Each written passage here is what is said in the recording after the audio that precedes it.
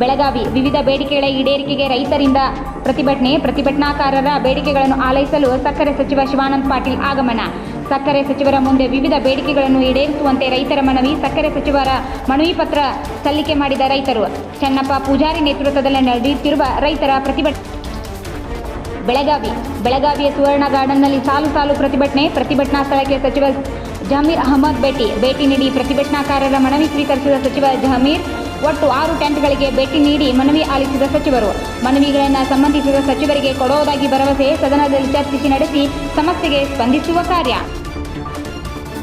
ರಾಜ್ಯದಲ್ಲಿ ಕಾನೂನು ಸುವ್ಯವಸ್ಥೆಯನ್ನು ಮತ್ತಷ್ಟು ಬಿಗಿಗೊಳಿಸಲು ಕ್ರಮ.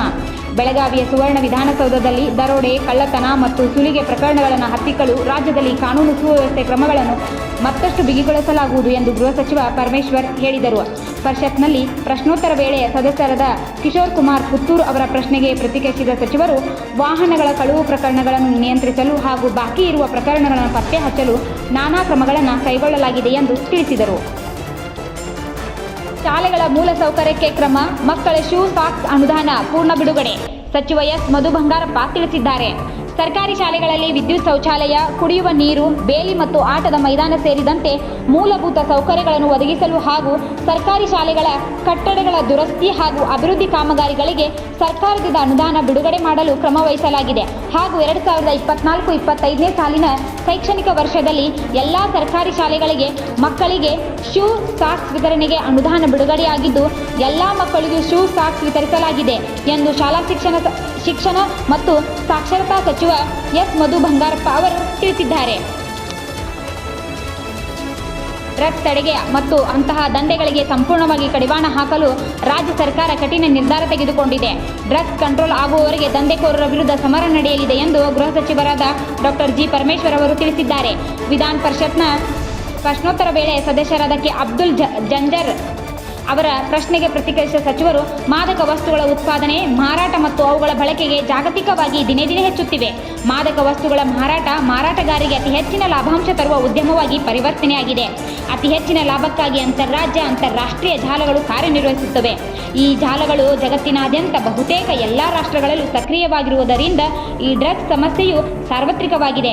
ರಾಜ್ಯದಲ್ಲಿ ಮಾದಕ ವಸ್ತುಗಳ ಸೇವನೆ ಮತ್ತು ಮಾರಾಟ ತಡೆಗಟ್ಟಲು ರಾಜ್ಯ ಸರ್ಕಾರ ನಾನಾ ಕ್ರಮ ಕೈಗೊಂಡಿದೆ ಎಂದು ಸಚಿವರು ತಿಳಿಸಿದ್ದಾರೆ. ಸಚಿವ ಶರಣ್ ಪ್ರಕಾಶ್ ಪಾಟೀಲ್ ಓಟ್ ಚೋರಿ, ಅಮಿತ್ ಶಾ ಆರೋಪ ವಿಚಾರ. ದೇಶದ ಗೃಹ ಸಚಿವರು ಅಧಿಕಾರದಲ್ಲಿದ್ದು 10 ವರ್ಷ ಕಳೆದಿದ್ದಾರೆ. ಎಲೆಕ್ಷನ್ ಕಮಿಷನ್ ಮೇಲೆ ಆರೋಪ ಇರುವುದು ಈಗ ಸಬೂಬು ಹೇಳ್ತಿದ್ದಾರಲ್ಲ.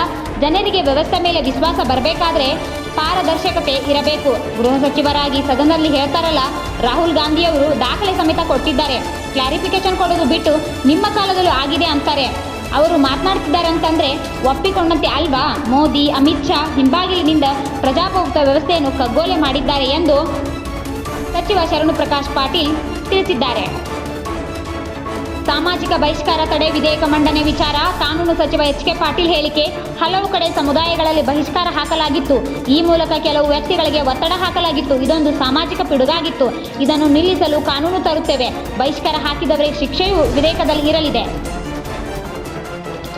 ಸಿಎಂ ಬದಲಾವಣೆ ವಿಚಾರವಾಗಿ ಸತೀಶ್ ಜಾರಕಿಹೊಳಿ ಅವರಿಗೆ ಯತೀಂದ್ರ ಹೇಳಿಕೆ ವಿಚಾರವಾಗಿ ಕೇಳಿದಾಗ, ಈ ವಿಚಾರವನ್ನು ನೀವು ಅವರನ್ನೇ ಕೇಳಬೇಕು, ಇದರ ಬಗ್ಗೆ ನಮಗೆ ಏನೂ ಗೊತ್ತಿಲ್ಲ ಎಂದು ಸುದ್ದಿಗಾರರಿಗೆ ಪ್ರತಿಕ್ರಿಯೆ ನೀಡಿದ್ದಾರೆ. ಸಚಿವ ಚಲುವನಾರಾಯಣಸ್ವಾಮಿ ತೊಗರಿಬೇಳೆ ಖರೀದಿ ವಿಚಾರವಾಗಿ ಕೇಂದ್ರ ಕೃಷಿ ಸಚಿವರ ಕರೆ ಮಾಡಿದ್ದರು. ಜೋಶಿ ನೇತೃತ್ವದಲ್ಲಿ ಬಿಜೆಪಿ ಹಾಗೂ ನಮ್ಮ ಎಂಪಿಗಳು ಕೇಂದ್ರ ಸಚಿವರನ್ನು ಭೇಟಿ ಮಾಡಿದ್ದರು. ನವೆಂಬರ್ 6ಕ್ಕೆ ಖರೀದಿಗೆ ಪರ್ಮಿಷನ್ ಕೊಡಿ ಅಂತ ನಾವು ಹೇಳಿದ್ದೆವು. ಇಬ್ಬರು ಲೋಕಸಭಾ ಸದಸ್ಯರ ಭೇಟಿ ಬಳಿಕ ಕರೆ ಮಾಡಿದ್ರು. ತಕ್ಷಣವೇ 9,67,000 ಮೆಟ್ರಿಕ್ ಟನ್ ಖರೀದಿ ಹೇಳಿದ್ದಾರೆ. ಮಹಾರಾಷ್ಟ್ರ ಬಿಟ್ಟರೆ ನಾವೇ ಅತಿ ಹೆಚ್ಚು ಬೆಳೆಯುತ್ತಿರುವುದು. ನಮ್ಮ ಕೋರಿಕೆಗೆ ಅವರು ಸ್ಪಂದನೆ ಮಾಡಿದ್ದಾರೆ. ನಾವು ಅವರಿಗೆ ಥ್ಯಾಂಕ್ಸ್ ಹೇಳಬೇಕು. ಇದೇ ಕಾಳಜಿಯನ್ನು ಮೆಕ್ಕೆಜೋಳಕ್ಕೆ ಅವರು ಯಾಕೆ ಕೊಡ್ತಾ ಇಲ್ಲ ಅಂತ ನಮಗೂ ಗೊತ್ತಿಲ್ಲ. ಜೋಶಿ ಅವರನ್ನು ಅರ್ಥ ಮಾಡ್ಕೊಳ್ಳೋಕ್ಕೆ ಆಗ್ತಾ ಇಲ್ಲ. ಸಮಸ್ಯೆ ಇರೋದು ಅದನ್ನು ಸರಿಪಡಿಸಬೇಕಾಗಿದೆ. ಪ್ರತಿಭಟನೆಯಿಂದ ಏನೂ ಪ್ರಯೋಜನವಿಲ್ಲ. ಅದರ ಬದಲು ಕೇಂದ್ರದ ಬಳಿ ಹೋಗಿ ಮಾತನಾಡಬೇಕಾಗಿದೆ. ಜೋಶಿಗೆ ಸಿಎಂ, ನಾನು, ಸಂಸದರು ಪತ್ರ ಬರೆದಿದ್ದೇವೆ. ಜೋಶಿ ಅವರು ಸಿಕ್ಕರೆ ಕರೆ ಮಾಡಿ ಮಾತನಾಡ್ತೇವೆ ಎಂದು ತಿಳಿಸಿದ್ದಾರೆ. ಬೆಳಗಾವಿ ರೈತರ ಪ್ರತಿಭಟನಾ ಸ್ಥಳಕ್ಕೆ ಬೆಳಗಾವಿ ಎಸ್ಪಿ ಭೀಮಾಶಂಕರ್ ಗುಳೇದ್ ಭೇಟಿ, ಹಸಿರು ಟಾವಲ್ ಹಾಕಿ ವೆಲ್ಕಮ್ ಮಾಡಿದ ರೈತರನ್ನ ಉದ್ದೇಶಿಸಿ ಎಸ್ಪಿ ಭೀಮಾಶಂಕರ್ ಗುಳೇದ್ ಮಾತು, ಕಳೆದ ಬಾರಿ ಗುಲ್ಲಾಪುರ್ನಲ್ಲಿ ನಡೆದಾಗ ಶಾಂತಿಯುತವಾಗಿ ಪ್ರತಿಭಟನೆ ಮಾಡಿದ್ದೀರಿ. ನಿಮ್ಮ ಸಹಕಾರ ಪೊಲೀಸ್ ಇಲಾಖೆ ಜೊತೆ ಹೀಗೆ ಇರಲಿ. ಪ್ರತಿ ಟನ್ ಕಬ್ಬಿಗೆ 3,700ಕ್ಕೆ ಬೆಲೆ ನಿಗದಿ ಮಾಡಬೇಕು. ರಾಜ್ಯ ಮತ್ತು ಕೇಂದ್ರ ಸರ್ಕಾರದಿಂದ ತಲಾ 1,000 ರೂಪಾಯಿ ಪ್ರೋತ್ಸಾಹಧನ ನೀಡಬೇಕು. ಆಲ್ಮಟ್ಟಿ ಜಲಾಶಯ 524.256ಕ್ಕೆ ಎತ್ತರಿಸಿ ಭೂ ಪರಿಹಾರ ಮತ್ತು ಪುನರ್ವಸತಿ ಕಲಿಸಬೇಕು. 60 ವರ್ಷ ಮೇಲ್ಪಟ್ಟ ರೈತರಿಗೆ 5,000 ಪಿಂಚಣಿ ನೀಡಬೇಕು. ವಿವಿಧ ಬೆಳೆಗೆ ಬೆಂಬಲ ಬೆಲೆ ನಿಗದಿಪಡಿಸಬೇಕೆಂದು ರೈತರು ಆಗ್ರಹಿಸಿ ನಡೆಯುತ್ತಿರುವ ಪ್ರತಿಭಟನೆ, ಧರಣಿ, ಸತ್ಯಾಗ್ರಹ